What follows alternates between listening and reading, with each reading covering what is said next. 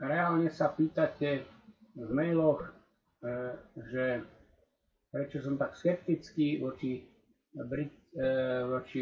Bitcoinu, tak vám hovorím.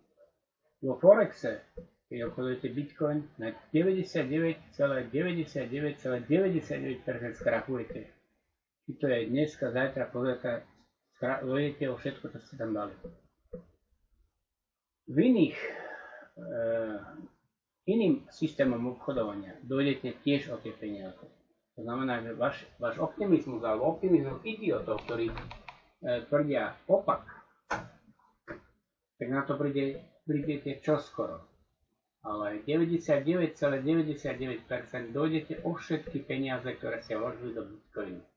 Budete držať, budete čakať, budete možno nakupovať, dojdete o všetko. Ten, kto predal, môže sa udržať, že nedojde o všetko, možno niečo zarobiť, ale s tým, koľko nakupoval a tak ďalej, k tomu veril, tak dojde, takisto bude mať stratu. Takže Bitcoin je zločinecký nástroj. Všetci, kto nakupujú Bitcoin, dojdú o všetko. Tí najväčší mudrci, hlupáci.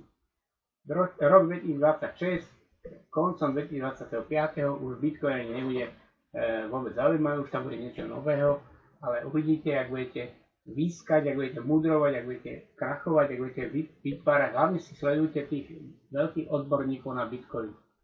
Bitcoin je zločinecký nástroj zločincov. Už možno momentálne to už obchodujú len banky. Oni vlastne urobia operáciu, pozrite si, ako to funguje. Vo Forexe urobia operáciu sekundovú a hneď to zavrú, čiže vlastne nedovolia ani otvoriť obchod alebo zatvoriť obchod. Toto sa udeje.